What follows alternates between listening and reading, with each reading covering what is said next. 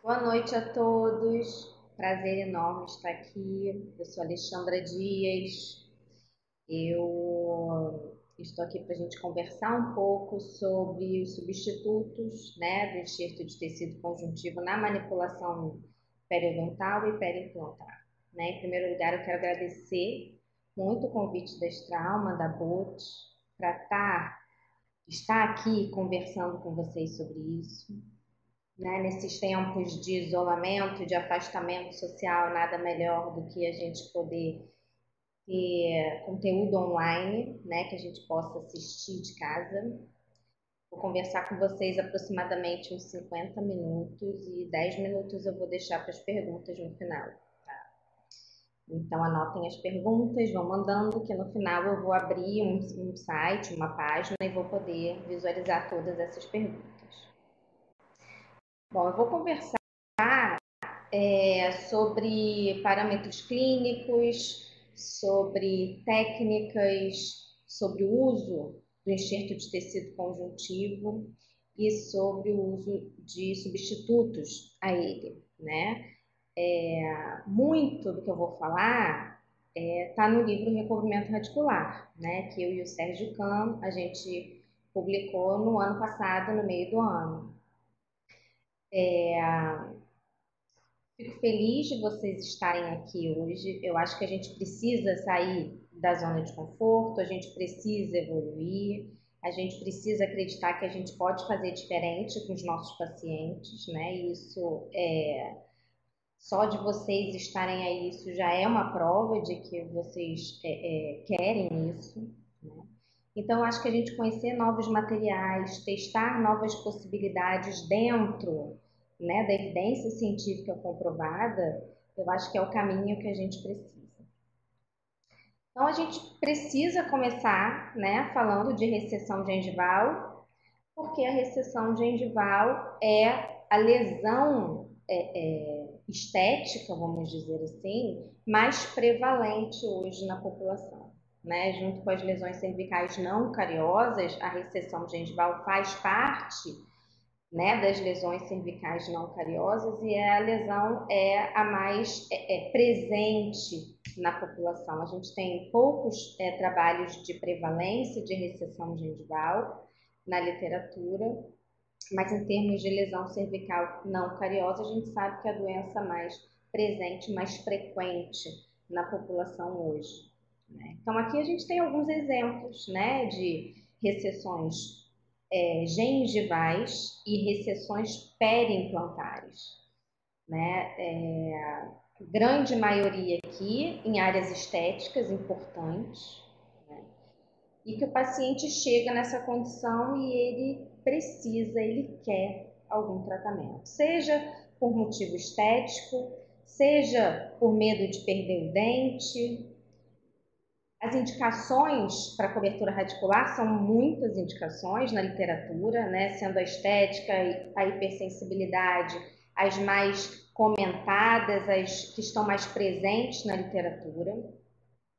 Só que hoje a gente olha de uma forma diferente para essas lesões, para as recessões gengivais, né? A gente já trabalhava com a necessidade de aumento de faixa de tecido queratinizado e a gente precisa começar a trabalhar com esse fator aqui. A gente precisa começar a trabalhar de forma preventiva. A gente precisa impedir que essas recessões progridam, né? E isso está claro num artigo do Chambrone, de 2018, onde ele mostra que pacientes com boa higiene oral, né, estão mais propensos a esse aumento desse defeito gengival ao longo do tempo. E ele fala mais que a falta, a ausência de tecido queratinizado torna essa lesão, torna esse paciente mais suscetível. Né? Então a gente trabalha hoje com um sucesso de recobrimento radicular, não só pela quantidade de tecido que eu preciso cobrir, quantidade de raiz que eu preciso cobrir, ou quantidade de pilar que está exposto e que precisa ser recoberto. A gente trabalha hoje muito com outros fatores, né? A gente quer harmonia, a gente quer sim faixa de tecido queratinizado, porque a gente já trabalha hoje com uma faixa de no mínimo 2 milímetros, né, de tecido queratinizado para que a gente tenha saúde nesse pós-operatório, né? A gente quer que o paciente não tenha bolsa relacionada a esse defeito, a gente precisa não ter cicatriz quando a gente trabalha em áreas extremamente estéticas. Então, existem uma série de questões que precisam ser analisadas para que a gente chegue no sucesso do recobrimento radicular. Quando a gente fala de etiologia, existem muitas etiologias na literatura e a gente sempre ouviu falar muito da escovação incorreta. A escovação incorreta, com a escova com as cerdas mais duras ou com uma força excessiva, né? E eu hoje enxergo a movimentação ortodôntica como um grande vilão nesse sentido, né? Expansões de arco, movimentações ortodônticas para fora do envelope ósseo, elas estão muito presentes hoje nos adultos jovens que terminaram o tratamento ortodôntico e hoje estão vindo ao consultório para tratar recessões após tratamento ortodôntico. Tá? Instalações de implantes, né? Implantes mal instalados, mal planejados, né? Também são fatores importantes que trazem esses pacientes ao consultório. Mas se a gente parar para analisar todas essas etiologias, né, que estão no slide, a gente consegue entender que todas elas têm origem traumática.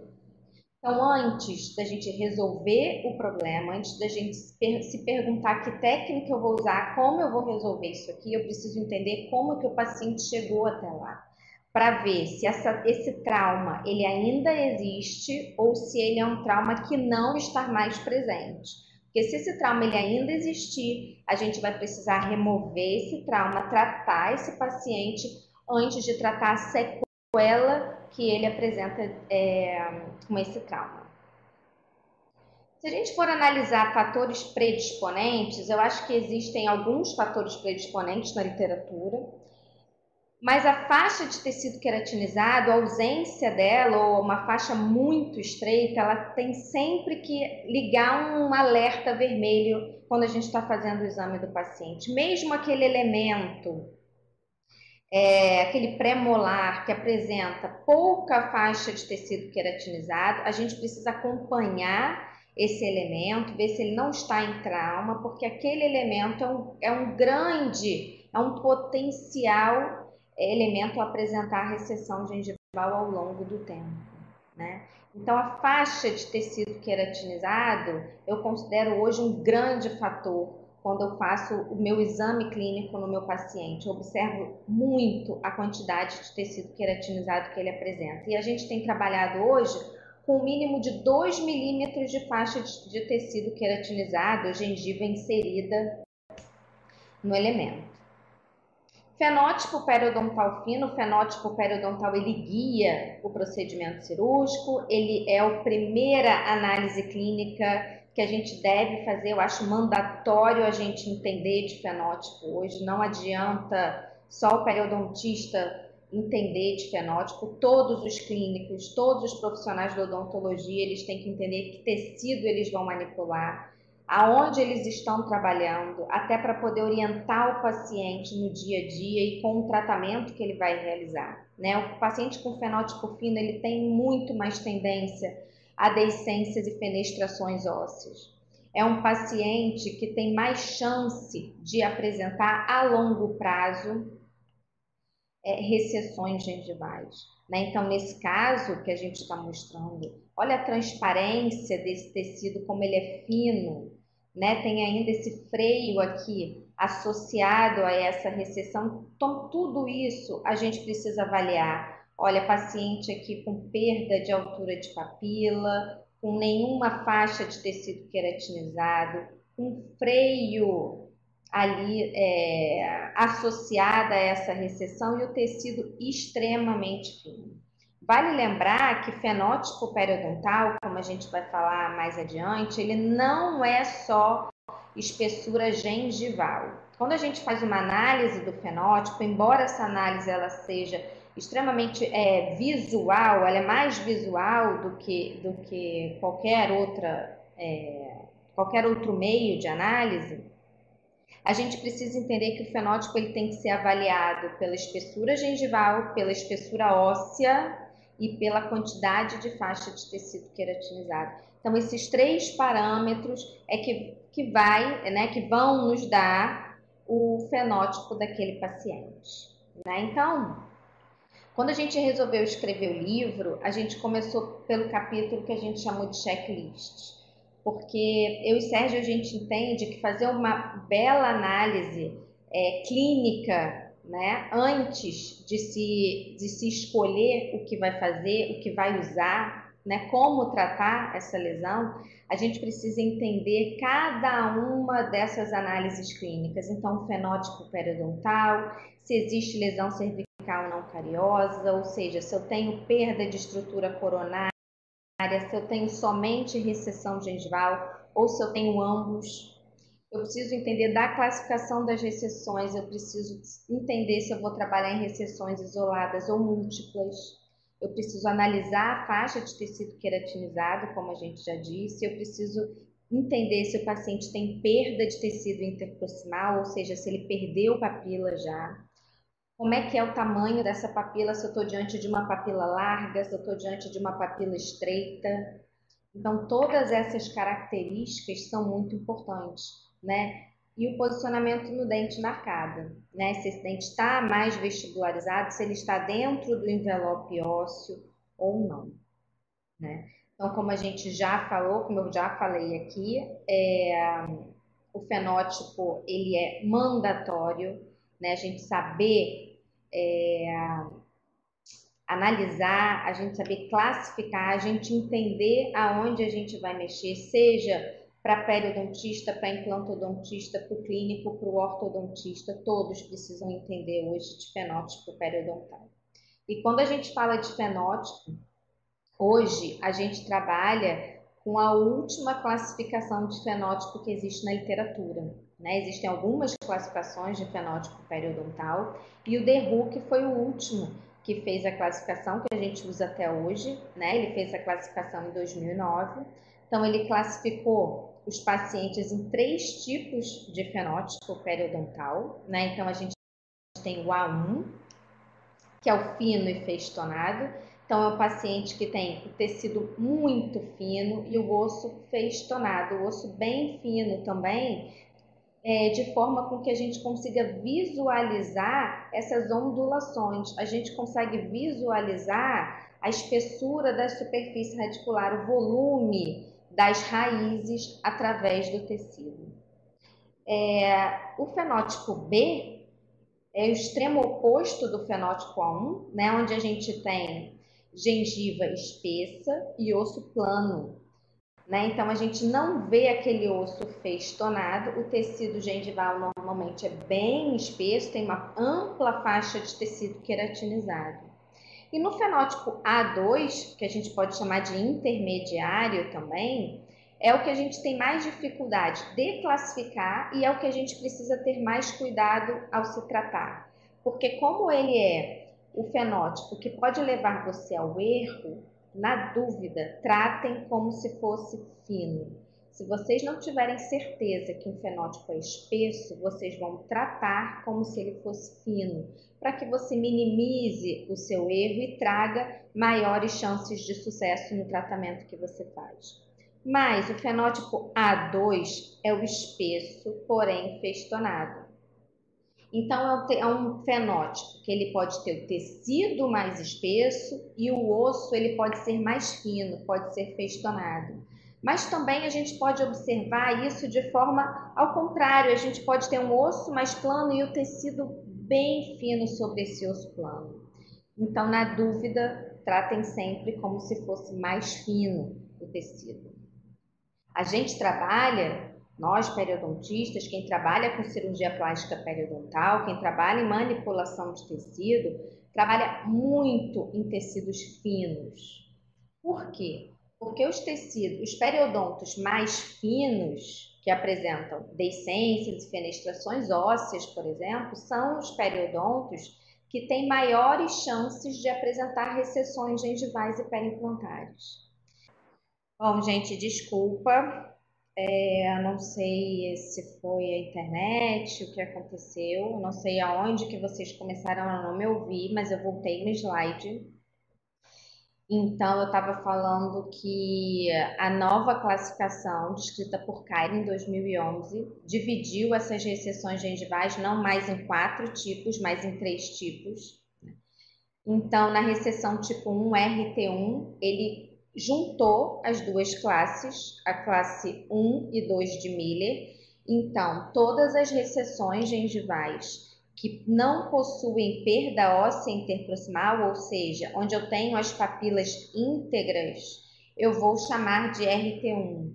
Tá? Isso independe do tamanho, da extensão apical dessa recessão. Eu posso ter uma recessão menor ou eu posso ter uma recessão que ultrapassa a junção mucogengival e ela vai ser chamada de RT1.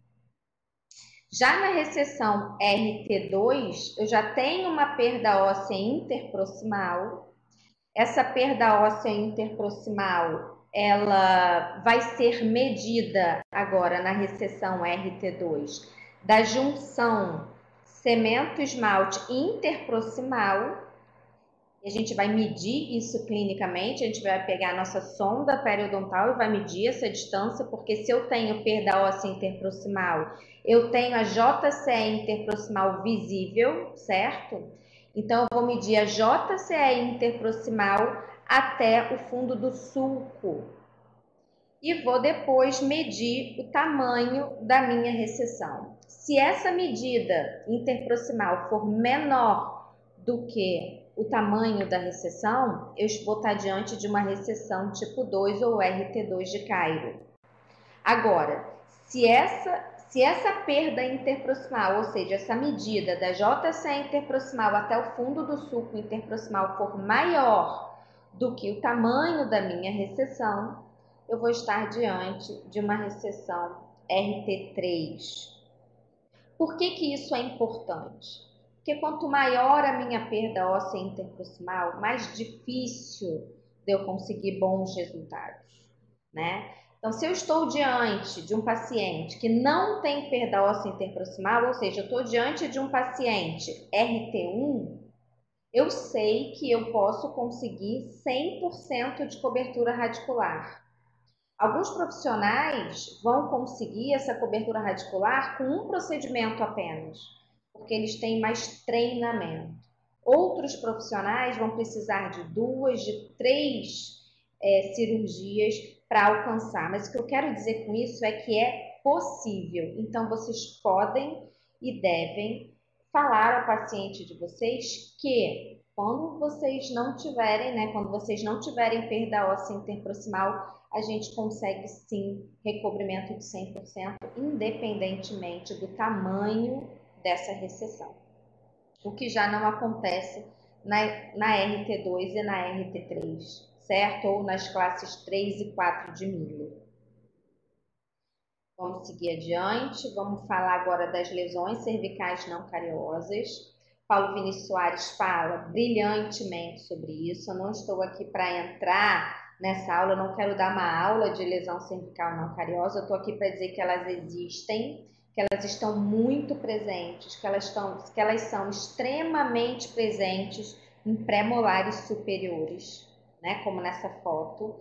Então, nessa fotografia, a gente consegue ver nos pré-molares uma recessão gengival associada a uma perda da estrutura coronária.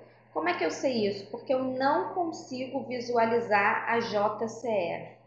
A JCE, ela desaparece em lesões cervicais não cariosas de acometimento coronário.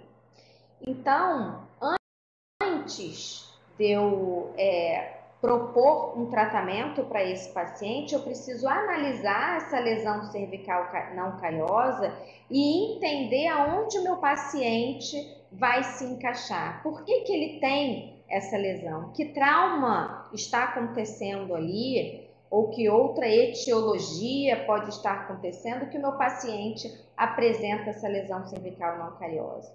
O que o livro do Paulo Vinícius, artigos na literatura trazem, é que 65% desses pacientes passaram por tratamento ortodôntico. Né? Então, o tratamento ortodôntico, ele acarreta, sim, né, alteração do aparecimento, né, aparecimento de lesões, de possíveis lesões cervicais não cariosas. Como é que a gente trabalha hoje na cirurgia plástica, no tratamento dessas lesões cervicais não cariosas? E a gente tem isso no livro, tá? A gente tem um capítulo só de lesão cervical não cariosa no livro do recobrimento radicular.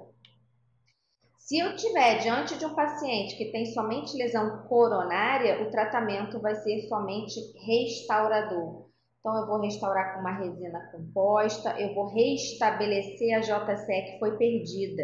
Eu vou reconstruir aquela superfície coronária que foi perdida. Se eu tiver diante de somente uma lesão radicular, ou seja, eu estou diante somente de uma recessão gengival, eu vou fazer um recobrimento radicular, uma cirurgia plástica, um retalho reposicionado coronariamente, para poder tratar essa lesão radicular. Agora, se eu tiver uma lesão corono-radicular, como aquela lesão que eu mostrei na foto anterior, eu vou precisar tratar tanto a porção coronária quanto a porção radicular. E como é que a gente trabalha isso hoje na clínica? A gente primeiro faz o tratamento restaurador, né? Então aqui, ó, eu tenho lesões cervicais não cariosas. Então, antes de pensar em fazer um recobrimento radicular, eu preciso realizar restaurações em resina composta para restabelecer a minha JCE e aí sim, na superfície radicular que vai continuar desnuda, eu vou poder trabalhar, desculpa, eu vou poder trabalhar no recobrimento radicular. Posicionamento do dente na arcada, né? A gente está falando aqui de tratamento ortodôntico. Eu não sou contra o tratamento ortodôntico, pelo contrário, eu sou super a favor, né? Eu sei que muitas vezes o ortodontista ele precisa movimentar os elementos de forma que eles fiquem mais fora do envelope ósseo, que expandam mais esse arco. O que eu acho que a gente pode fazer hoje é trabalhar cada vez mais com tomografia, né, dessas lesões pós-terapia. Né? Então, se a gente observa esse caso, a gente consegue ver essa curvatura, esse posicionamento dessa superfície radicular fora do envelope ósseo, completamente fora, né, dessa linha, nesse ajuste que a gente deveria ter com os dentes vizinhos. Essa é uma paciente que eu atendi no Instituto lá de Odontologia da PUC, no curso de especialização de lá na lesões íntegras, né? Recessão, então, RT1, ausência total de tecido queratinizado. Essa ausência de tecido queratinizado, que a gente está dando tanta importância aqui hoje, ela faz com que o paciente não consiga fazer uma boa higiene. Então, o tecido fica sempre inflamado, o paciente normalmente se queixa de muita sensibilidade, dor, sangramento. E aí, quando a gente vai observar esse mesmo elemento pela incisal ou pela oclusal, a gente consegue observar que a inclinação desse dente está muito diferente dos dentes vizinhos. Cabe aqui uma observação que esse elemento dentário em questão, ele tinha soltado a resina que prende, né, esse arco de contenção, ela tinha soltado. Talvez por isso esse dente tenha se movimentado, saído de posição, né, e tenha acabado gerando então essa recessão gengival. Quando a gente pediu a tomografia, a gente vê o dente completamente fora, né, do tecido da estrutura óssea, do envelope ósseo, e aqui na vestibular do elemento 31, ausência total de parede vestibular, não tem mais nada na vestibular.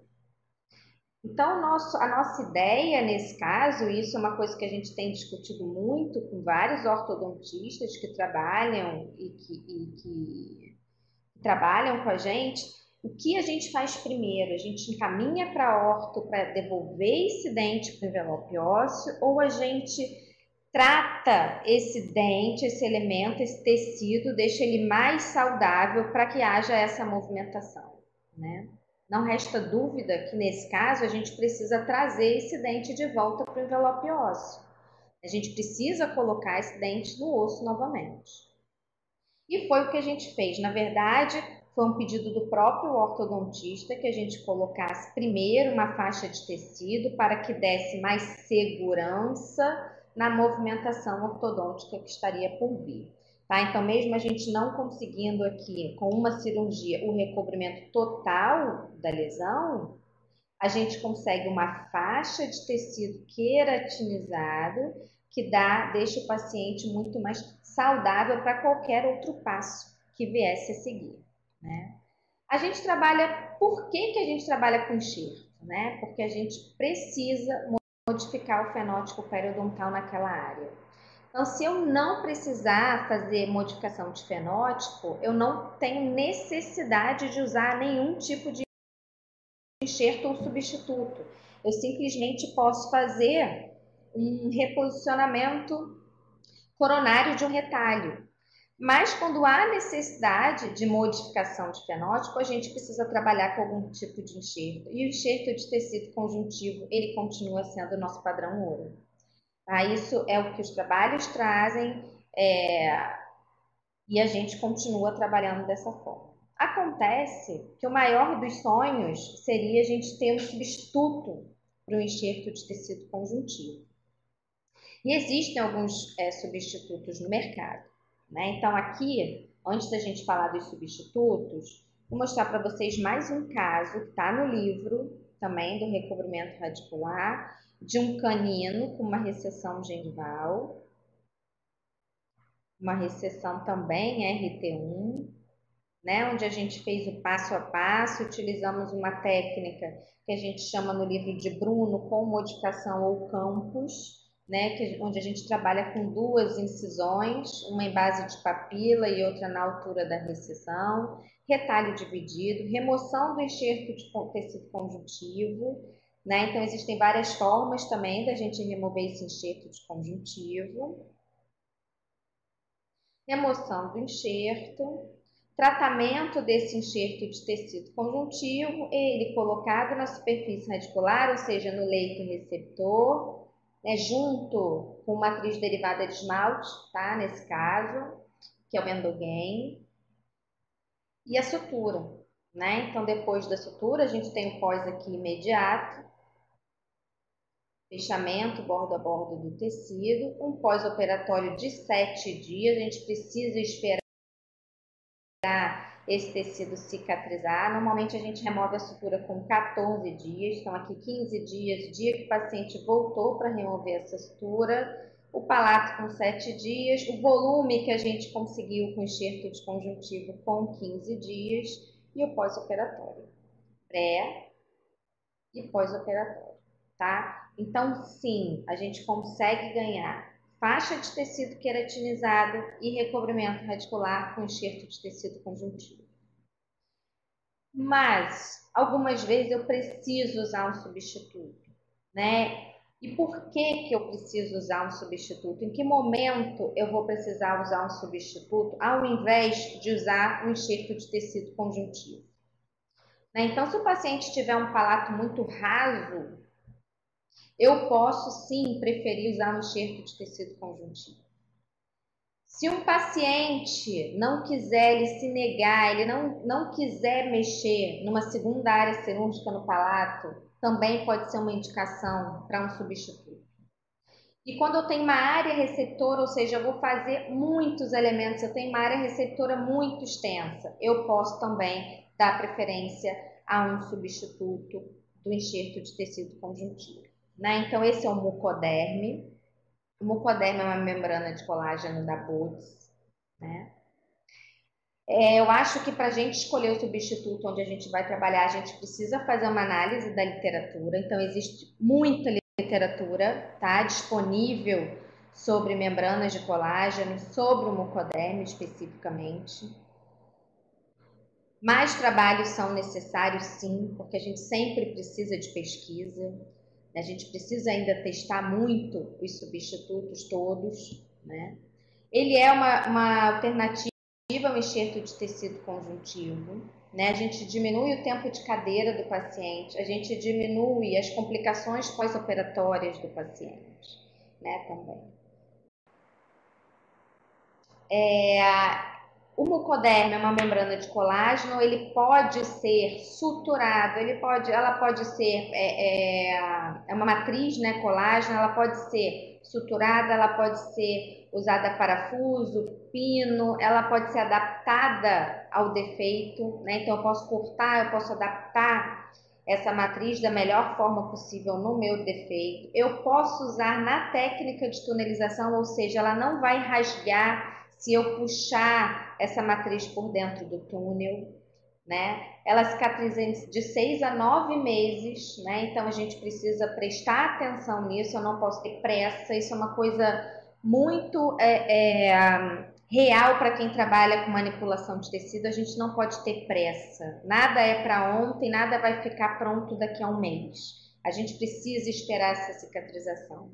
Uma das coisas que eu mais gosto na mucoderme é a espessura dela, então ela tem de 1,2 a 1,7, quase 2 milímetros de espessura, né? E essa espessura ela permanece a mesma mesmo depois da hidratação, né? Então ela é vendida em dois tamanhos, 15 por 20 ou 20 por 30. Aqui na fotografia a gente tem uma 15 por 20. Ela precisa ser hidratada, tá? Então, a mucoderme, ela tem que ser hidratada antes do uso. Ela pode ser hidratada na solução salina ou no sangue. Quanto maior o tempo de hidratação, mais maleável essa matriz vai ficar. Então, a gente vai conseguir uma maleabilidade melhor para adaptar no nosso defeito. Então, se a gente quiser uma matriz mais maleável, a gente vai deixar mais tempo na hidratação. Eu, particularmente, quando eu vou usar o mucoderme, a cirurgia está iniciando, eu já abro, já deixo lá dentro do soro fisiológico enquanto eu estou iniciando e abrindo retalho, enfim, e fazendo todos os procedimentos cirúrgicos, tá? Na área receptora, tá? Ela pode ser cortada e adaptada ao defeito, como a gente já falou. Importante, ela não deve ficar exposta, né? A gente precisa recobrir a maior parte, né, dessa matriz.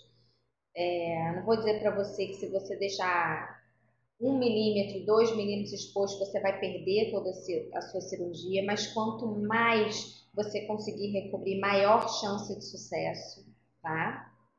O paciente ele precisa fazer cobertura antibiótica, tá? Pré e pós-operatória, em caso de uso. A gente usa também no enxerto de conjuntivo e a gente também vai usar com substituto. E ela tem indicações para recobrimentos radiculares, aumento de faixa de tecido queratinizado e aumento da espessura tecidual. Então, eu quero aumentar o volume, né? Posso usar eu quero mudar apenas o fenótipo do paciente numa área que eu nem tenho recessão gengival ainda, mas é uma área onde provavelmente o paciente vai ter, porque ele não tem faixa nenhuma de tecido queratinizado, o de tecido é muito fino, então eu devo usar o mucoderme. Esse é o mucoderme seco, antes de ser hidratado, né? Então, a medida, 2 milímetros, quase 2 milímetros, né, de espessura. Colocando então dentro do soro, né, fazendo a hidratação devida. Então é assim mesmo que eu trabalho, eu deixo ele lá no soro, enquanto eu estou abrindo, enquanto eu estou preparando a área receptora. Removi o mucoderme então de dentro do soro e olha lá, a gente não perde essa espessura, tá? Então, aqui a gente tem o primeiro caso, foi usado, nesse caso, a técnica do Zucchelli para recobrimento múltiplo de recessão, né? Então, passando passo a passo dessa técnica, preparo radicular, medida do tamanho das recessões, não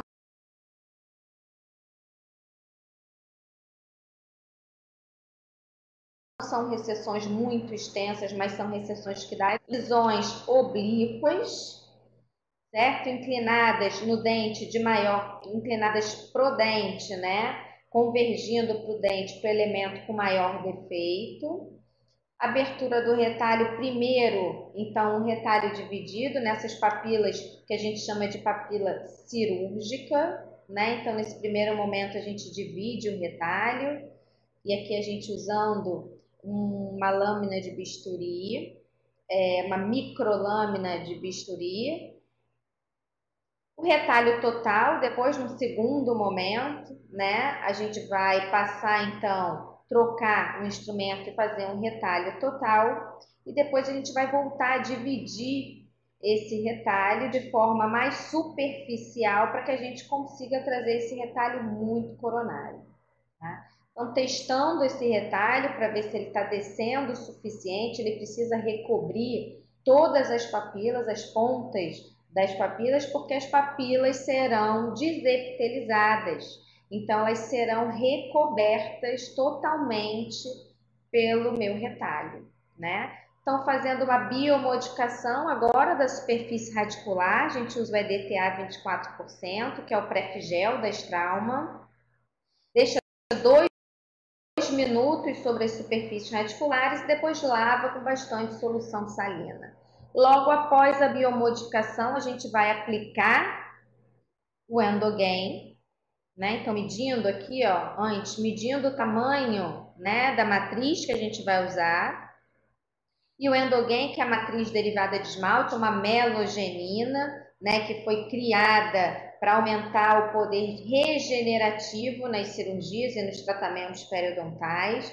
E a gente usa muito esse material, né, porque ele melhora os resultados clínicos, mesmo de recobrimentos radiculares. O mucoderme em posição, ele foi cortado depois de hidratado na medida que a gente precisava e a sutura, né? Eu tenho a sutura com fios não reabsorvíveis,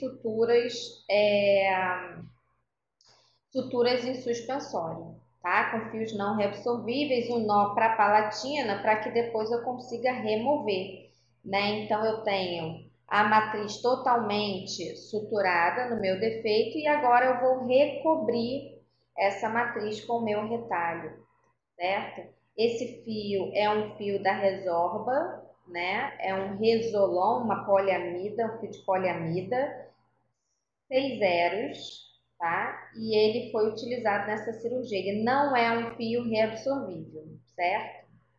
Ele é vendido pela Welfer.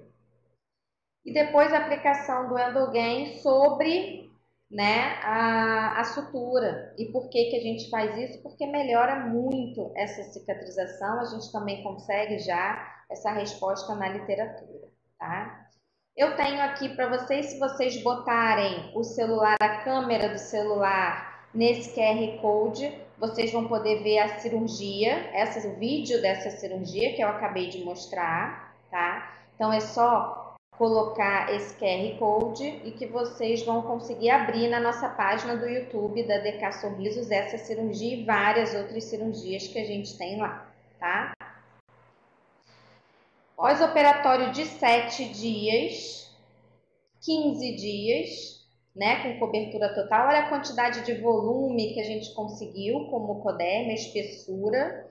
30 dias de pós-operatório, 60 e 1 ano de pós-operatório. Né? Então, a gente tem um tecido completamente cicatrizado, papilas íntegras e a gente tem faixa de tecido queratinizado e a gente continua com o mesmo volume pós-operatório que foi alcançado. Mais um caso com mucoderme, então, marcando ali na linha escura, na linha preta, aonde está a JCE do paciente, aonde está a junção mucogengival e as setas mostrando que eu não tenho perda de tecido interproximal, tá? Mesma técnica, mesma coisa, mesmo passo a passo, e também foi usada a matriz colágeno, também foi utilizado o Endogain, né? Então, desepitelização aqui das papilas depois que o retalho foi aberto, né? Essa ponta desse retalho vai ser suturado aqui embaixo, onde era a ponta da minha papila. E o mucoderme, eu trabalhei numa área mais extensa, né? Então eu peguei nesse caso um mucoderme de 15 por 20, dividi no meio e usei em 2 porções para poder recobrir os pré-molares e o molar do paciente. Pós-operatório, 7 dias, pré-operatório aqui, pós-operatório, 1 ano de pós-operatório, tá? Aqui a gente tem uma comparação no mesmo paciente, do lado que foi tratado com enxerto de tecido conjuntivo e o outro lado que foi tratado com mucoderme. Técnica da tunelização, também vai ter um vídeo, né, para a gente dar uma olhada. Alguns instrumentos aqui que a gente pode utilizar nessa técnica, a gente deve utilizar, que foram desenhados somente para essa técnica, especialmente, que facilitou bastante a vida da gente, né? Então a gente tem aqui 2 recessões, o início da tunelização com a divisão desse retalho, né? Com essa microlâmina da MJK, retalho total, dividindo então essa papila, a papila fica presa somente na pontinha dela e o retalho ele é todo deslocado coronariamente. A membrana que foi utilizada, a matriz, a gente colocando então o EDTA 24%, o Endogain, que é a matriz derivada de esmalte, e ó, vamos sim usar o mucoderme na técnica da tunelização. É possível utilizar o mucoderme na técnica da tunelização, ele não rasga, tá? Então a gente prende na distal, depois a gente traz e prende na mesial. O passo a passo dessa sutura também vai estar no vídeo lá no canal do YouTube. Eu acho mais fácil entender quando a gente visualiza em vídeo, né? Então, já a membrana em posição, pós-operatório imediato. Aqui a gente vai ter, então, o QR Code dessa cirurgia. No YouTube vocês têm uma versão menor desse procedimento cirúrgico, porque essas 2 cirurgias elas estão completas no livro do sorriso gengival, tá? No livro do recobrimento radicular, desculpa. Então, no livro do recobrimento também existem QR Codes relacionados a essas cirurgias, onde você tem o passo a passo muito mais longo desse procedimento cirúrgico.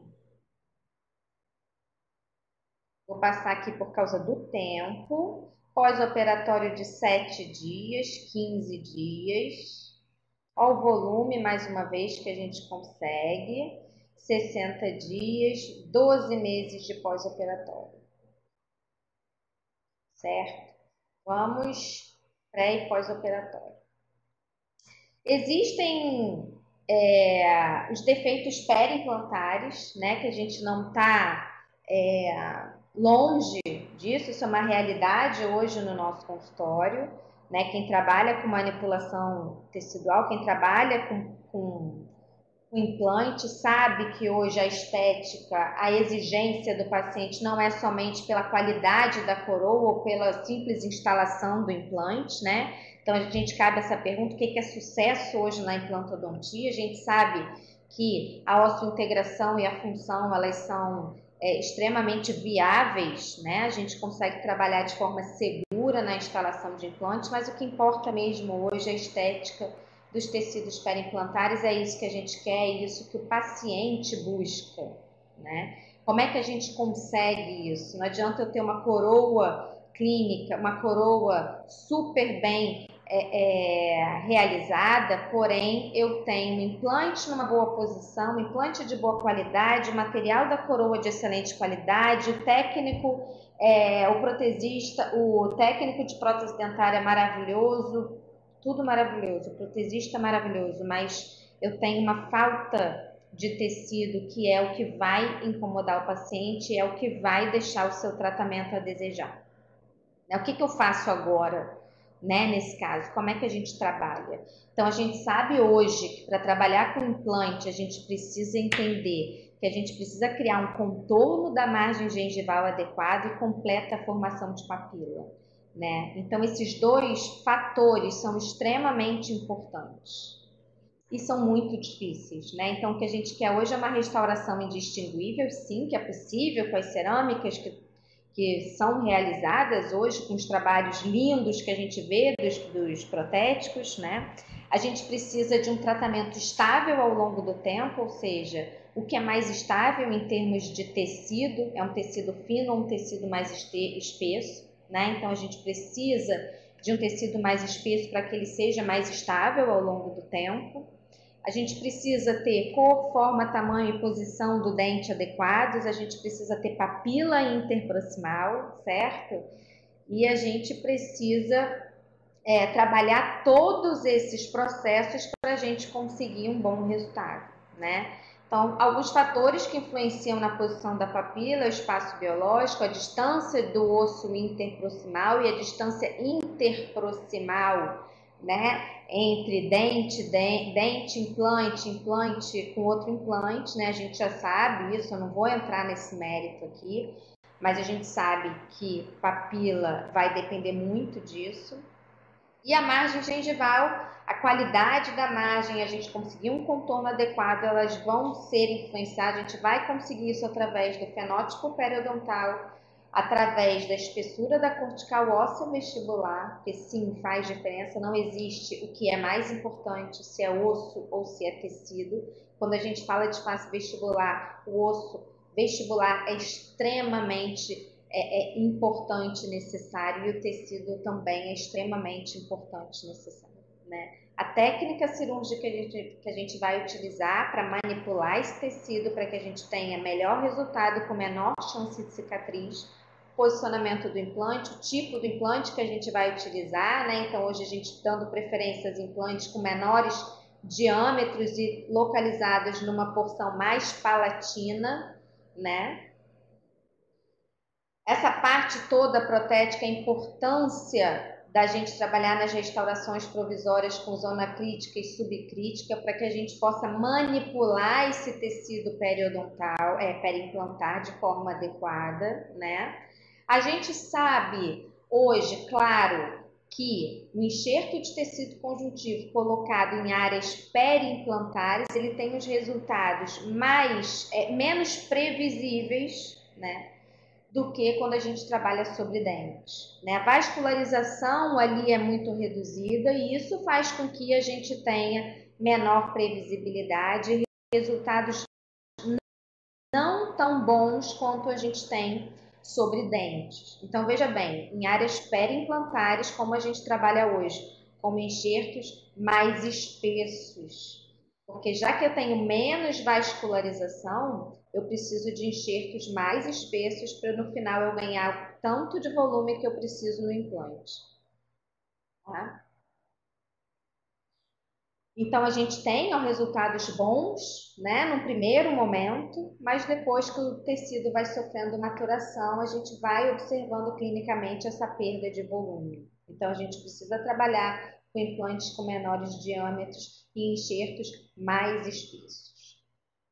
Sim, a gente precisa modificar todas as áreas periimplantares. Essa é uma opinião minha, né? Eu acho que a gente tem alguns momentos que a gente pode trabalhar com manipulação tecidual periimplantar. A gente pode trabalhar no momento da instalação do implante, a gente pode trabalhar no momento de prótese provisória, né? E a gente pode trabalhar no momento que o paciente já está com a coroa definitiva, que não é o melhor momento, né? Porque a gente fica mais impedido de manipular esse tecido da melhor forma possível, né? Então, nesse caso, no primeiro caso que eu vou mostrar, a gente fez um enxerto de tecido conjuntivo logo depois da instalação do implante. Então, a gente fez a remoção, a extração do dente, que estava com uma reabsorção. Fizemos uma cirurgia guiada com implante também externo, BLT.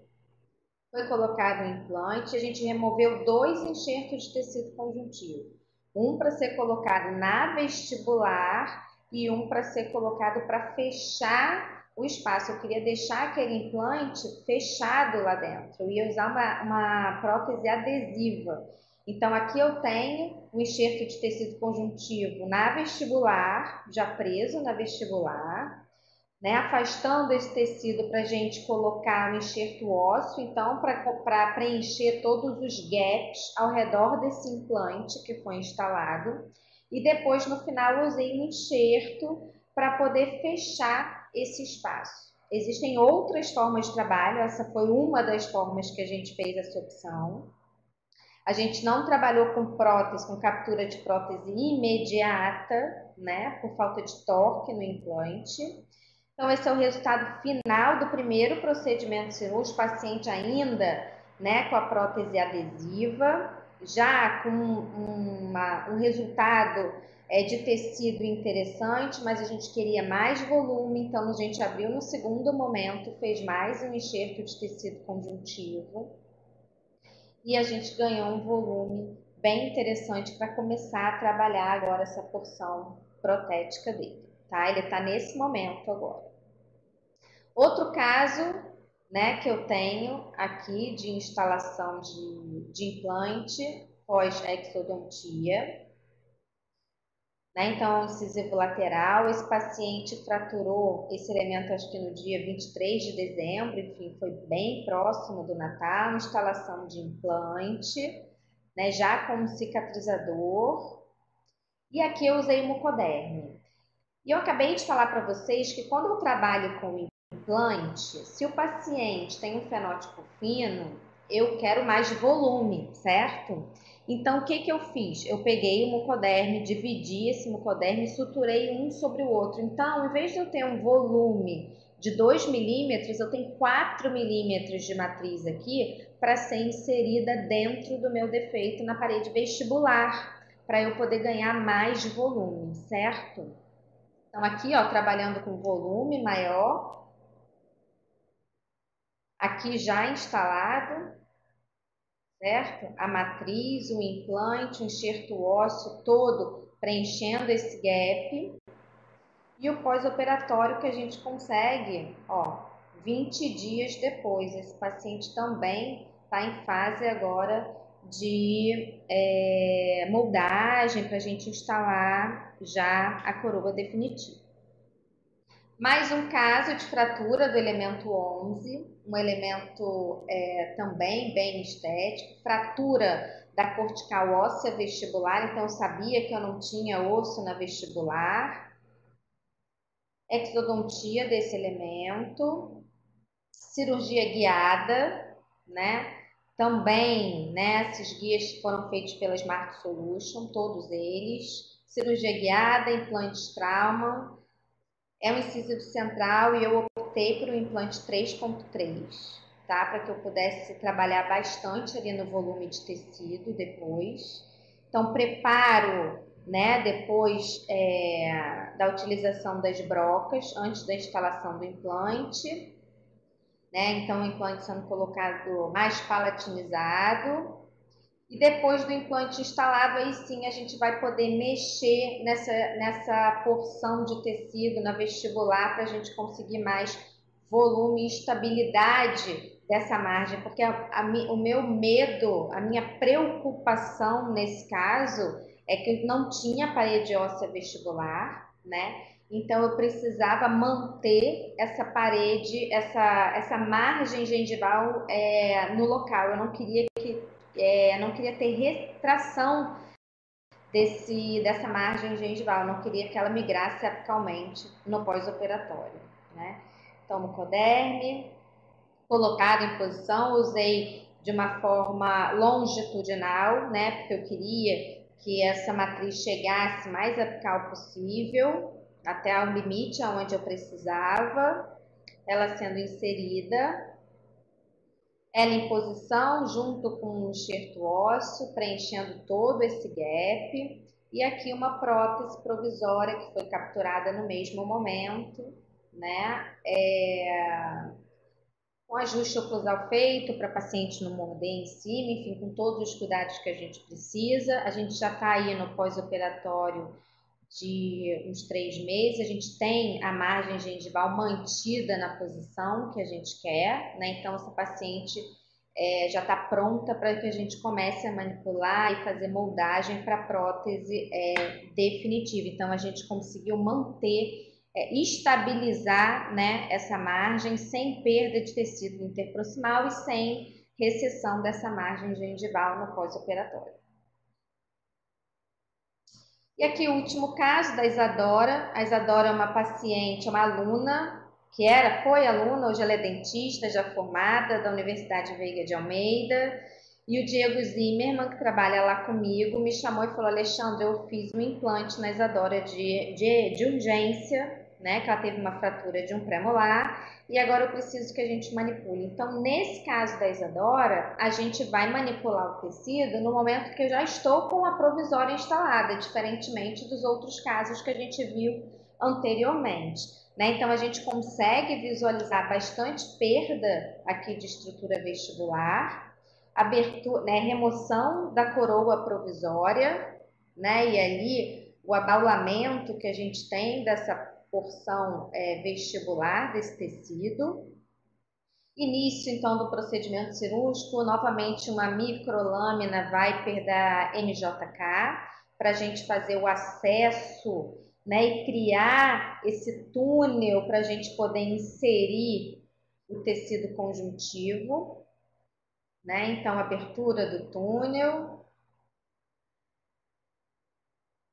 remoção de enxerto de tecido conjuntivo, né? Então, a gente optou pelo enxerto conjuntivo nesse momento, enxerto de 2 milímetros, para que a gente tivesse um enxerto mais espesso, removendo o enxerto do palato, né? Então, a gente remove como se fosse uma gaveta através dessa técnica, o enxerto removido, o preparo desse enxerto, o enxerto depois que a gente removeu essa porção epitelial e a gente tem só o enxerto de tecido conjuntivo, sutura pós-operatória, ó, então sutura realizada, as papilas não foram abertas ou descoladas, né? Somente a gente abriu um túnel nessa porção para inserir o enxerto de tecido conjuntivo. Coroa provisória já imediatamente instalada no pós-operatório, né? E a gente tem o pós-operatório imediato. Segundo o tempo cirúrgico, a gente resolveu usar o mucoderme, a gente resolveu usar a membrana, né? A gente resolveu usar a matriz de colágeno 1 e 3 sobre essa região periimplantar, tá? Então, mucoderme foi colocado lá para hidratar enquanto eu estava fazendo esse processo de abertura de retalho, tá? Então, aqui eu tenho o leito receptor antes, né, no pré-operatório, no segundo pré-operatório. Aqui eu tenho no primeiro pré-operatório, né? Então a gente vê já a quantidade que a gente ganhou com a primeira cirurgia, certo? E a gente decidiu fazer mais uma para ganhar ainda mais volume para ter o melhor resultado pós-operatório para a Isadora. Medindo o tamanho do enxerto da membrana que a gente vai utilizar. Então, ela seca aqui e ela hidratada, né? Que fica fácil da gente cortar e adaptar ao defeito que a gente precisa. Sutura, né? Forma simples. Esse é um fio também de poliamida. O nome dele é Resotex, também é vendido pela Welfer. Sutura, então, pós-operatório imediato, a quantidade de volume que a gente consegue com a matriz, pós-operatório com 7 dias, e aqui a gente tem 15 meses de pós-operatório após o mucoderme, tá? Então, após o mucoderme eu já tenho essa estabilização desse tecido após 15 meses da cirurgia, tá? Inicial e pós 15 meses, para a gente visualizar o quanto que a gente ganhou, o quanto que a gente conseguiu, né, Isadora? Agora vamos lá fazer agora o Diego, né? Tá responsável pela coroa definitiva nessa região. Bom, aqui está o nosso primeiro livro, meu e do Sérgio, que a gente escreveu em 2017, 16, né? E foi lançado em 2017. O recobrimento radicular, que eu falei muitas coisas para vocês aqui hoje, estão nesse livro, vários casos, né? Inclusive os vídeos. Queria chamar vocês para participarem do Pério por Elas, que é um evento regional que eu estou organizando aqui pela Sobrap, né, aqui no Rio de Janeiro. Vai ser nos dias 29 e 28 de agosto, se Deus quiser, né, e se o coronavírus deixar. Mas eu já estou com a grade pronta, somos 14 palestrantes mulheres, todos são convidados, né, todos homens, mulheres, todos são convidados. Mas a gente quer fazer um evento diferente, a gente quer dar voz para tantas mulheres cientistas, professoras, clínicas, que tem muita coisa, eu acho que para agregar e para falar da periodontia para gente, tá? Eu acho que a gente está aqui, quem está aí do outro lado me ouvindo, só tenho a agradecer, dizer que a gente só consegue fazer um bom trabalho quando a gente ama muito o que a gente faz, né? Então, eu acho que a gente tem sempre que escolher um caminho que vai fazer com que a gente seja feliz, amando e gostando muito do que a gente faz, tá?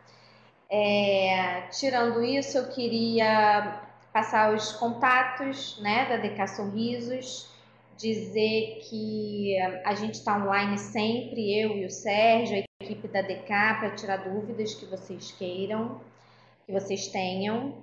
E pedir para que todos vocês se cuidem, fiquem em casa, né? A gente está passando por um momento difícil, mas logo, logo vai passar, basta a gente seguir, né, todas as orientações que são dadas, tá? Então é isso, muito obrigada mesmo por vocês estarem aí, e eu vou entrar agora aqui para ver se tem alguma pergunta. Não há Então, o Douglas está perguntando, rapidinho. Não há rejeição deste material por ser de origem proteica? Não tem, nunca tive um caso de rejeição, tá? Provavelmente porque é uma matriz colágena, né? E colágeno é uma substância que a gente tem muito no nosso organismo, então, assim, nunca tive nenhum caso. É um material seguro para você utilizar, tá? Rogério Torga, o endogain tem que ficar em quanto tempo em contato com a raiz antes de introduzir a mucoderme? Não precisa deixar o endogain muito tempo, né? Logo após o endogain ser colocado sobre a superfície radicular, ele já forma uma matriz de células indiferenciadas ali em cima dessa superfície radicular, então você não tem que deixar ele muito tempo lá. O tempo que você colocou já é o suficiente para você colocar o mucoderme logo em cima, não tem problema nenhum, tá? Até porque o endogain, ele escorre, né? Então você também não precisa ficar preocupado que ele vai escorrer, não tem problema nenhum ele escorrer, tá? Ele pode escorrer porque a matriz ela vai estar ali, mesmo que o excesso de endogain escorra. Mucoderme não necessita ser hidratada com endogain também? Tem algum artigo, deixa eu ver se dá para abrir. Tem algum artigo com o protocolo da técnica do endogain e do mucoderme? Ou com os dois, né? Então, tem muitos artigos que falam já do uso do endogain e do mucoderme separadamente, tá? Não vi ainda na literatura artigos que utilizem os dois, né? Eu utilizo os dois por experiência clínica, né? O meu trabalho de doutorado foi todo em cima do endogain, então é um produto que eu acredito que pode, né, pelos resultados do meu trabalho, ele pode melhorar em muitos resultados clínicos de recobrimento radicular. Então eu acabo usando em todos os meus casos, assim como vários profissionais pelo mundo né, utilizam o Endogain junto com enxerto de tecido conjuntivo ou junto com o Mucoderm nos recobrimentos radiculares, tá? Pierre Braz agora. Alexandra, primeiramente, parabéns pela aula, excelente conteúdo. Ai, que vergonha. Eu tenho duas perguntas. Atualmente, temos lido cada vez mais na literatura atual que trauma oclusal não gera recessão gengival. Qual a sua opinião sobre essas afirmações? Por fim, no uso da membrana, tem um local ideal para ser acomodada sobre o dente? Tá, então duas coisas. Para mim, trauma causa sim recessão gengival. Pode ser qualquer tipo de trauma, tá? E o trauma oclusal é um deles, principalmente se aquele dente já for um dente predisponente, ou seja, se eu tenho um elemento dentário que tem pouca faixa de tecido queratinizado, por exemplo, e ele sofrer um trauma oclusal, a chance dele desenvolver uma recessão gengival é muito grande, tá? E isso a gente lê muito quando a gente pega para ler trabalhos sobre lesão cervical não cariosa, tá? Então, se tiver dúvida, pode ler bastante, que você vai encontrar o trauma muitas vezes associado à recessão gengival, tá? No uso da membrana, tem um local ideal sempre colocar sobre a JCE. Você pode até colocar um pouco coronário, né? Mas o ideal é que todo enxerto, todo substituto, ele seja posicionado sobre a junção cemento-esmalte. Daí também a importância da gente fazer esse restabelecimento da JCE que foi perdida, se houver necessidade, antes da cirurgia, tá? Obrigada, viu, Pierre? Obrigada pelos elogios. Eu fiquei com vergonha, mas eu adorei. Daniel agora. Boa noite. No que se refere ao recobrimento radicular, quando eu tenho uma faixa pequena ou inexistente de tecido queratinizado, a mucoderma é indicada, sendo capaz de ganho de tecido queratinizado? Sim, tá? Sim. Inclusive, ela é indicada para ganho de volume, para ganho de faixa de tecido queratinizado, tá? A gente ainda não tem os mesmos resultados dos substitutos que a gente tem com enxerto de tecido conjuntivo, certo? Ou com enxertos autógenos de forma geral, né? Mas os substitutos, a mucoderm, ela sim tem essa indicação, tá? E você tem chance de conseguir sim aumentar a faixa de tecido queratinizado. Qual o biomaterial ósseo usado nesses casos de implante imediato? Então, nesses casos, eu usei todos eles, foi o Cerabone, tá? Espero que eu tenha respondido. Paulo Castro, boa noite, aula excelente. Obrigada, Paulo. Obrigada, você é um amor. Em respeito aos enxertos ósseo de conjuntivo, qual a ordem que eles são colocados? Eu sempre coloco o enxerto conjuntivo antes, né, para eu ter espaço para ele entrar, e depois eu vou acomodar o enxerto ósseo. Eu sempre começo pelo enxerto de tecido, tá? Ou pela membrana ou pelo conjuntivo, tá? Depois é que eu coloco o enxerto ósseo, porque aí eu preencho meu enxerto ósseo, os gaps com o enxerto ósseo, tá? Tiago Carvalho, excelente aula, parabéns, obrigada. Os casos apresentados utilizaram a técnica linear para obter o enxerto de tecido conjuntivo. O que a senhora tem a considerar sobre a técnica bilaminar? Vejo essa última como uma técnica que obtém melhor qualidade de conjuntivo. O que pensa a respeito? Tiago, eu concordo com você, tá? Eu acho que dependendo da área onde a gente vai usar, as diferentes formas da gente usar enxerto de tecido conjuntivo pode sim trazer resultados diferentes, né? Então eu posso utilizar o bisturi de lâmina dupla, eu posso usar a técnica da incisão única, eu posso usar o enxerto conjuntivo desepitelizado, né? Então, em cada uso, em cada remoção de enxerto, uma forma diferente de remoção de enxerto, eu tenho uma qualidade de enxerto diferente, sim. Mas eu acho que o seu treinamento, a sua curva de aprendizado para isso também vai contar bastante, né? Então, eu trabalho muito com a lâmina dupla, né? Eu tenho uma facilidade para trabalhar, é toda a minha curva de aprendizado.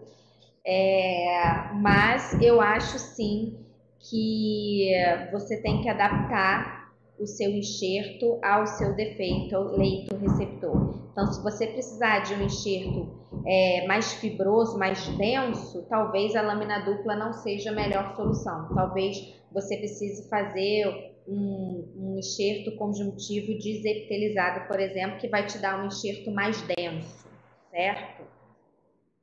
Espero que eu tenha respondido. Parabéns, doutora. Obrigada, Juliano. Eu trabalho e já fiz casos de recobrimento com esses biomateriais. Tive resultados bem legais mesmo. Gostei de ver seus casos documentados. Ah, obrigado, nem era dúvida. Obrigada. É muito bom mesmo trabalhar, ainda mais se você souber escolher o defeito onde você vai trabalhar, né? Eu acho que a gente escolher o defeito ideal para cada enxerto também é importante. Por isso é muito interessante a gente prestar atenção naquele checklist, né, que eu mostrei logo no início da aula, porque a análise daquelas características clínicas podem me ajudar a definir se eu posso usar um enxerto conjuntivo ou se eu posso usar um biomaterial, tá? Obrigada. Ah, tem o livro do sorriso. Então, Daniel, você tem que comprar um recobrimento. Tá? Obrigada, gente. Obrigada. Obrigada, Tiago. Bom, é isso. Não sei se vocês têm mais alguma dúvida. Eu quero agradecer a presença de todos aqui. Muito obrigada. Ah, peraí, que tem mais uma pergunta. Rogério. O protocolo é referente ao uso combinado da mucoderme com endogame. Só achei um artigo com caso feito em cães. E lá fala que a mucoderme fica 10 minutos no sangue e depois 10 minutos no endogame. Estou escrevendo um artigo sobre esta combinação. Maravilha, depois você me passa então. Eu uso bastante, sabia? Bastante, mas não tem nada na literatura que seja, pelo menos ensaio clínico randomizado, a gente ainda não tem, né? Para a gente poder ter resultados mais fiéis. Que venham esses resultados. Eu acho que os biomateriais, eles têm muito a dar para a gente, muito para ajudar na clínica, né? Eu acho que para o paciente é excelente, né? Um biomaterial que resolva, que dê bons resultados. A gente precisa cada vez mais de trabalhos científicos sérios, né? E bem realizados, né? Então, que bom que você está trabalhando com isso. Muito bacana mesmo. E obrigada, gente. Eu adorei. Obrigada, Boots, pelo convite mais uma vez. Muito obrigada, Strauman, pela confiança, pelo convite. Eu adorei estar aqui. E qualquer coisa eu tô no Instagram, né? No site da DK Sorrisos também, vocês conseguem contato. Então, qualquer dúvida é só passar por lá, tá bom? Muito obrigada a todos. Boa noite e até a próxima. Tchau, tchau.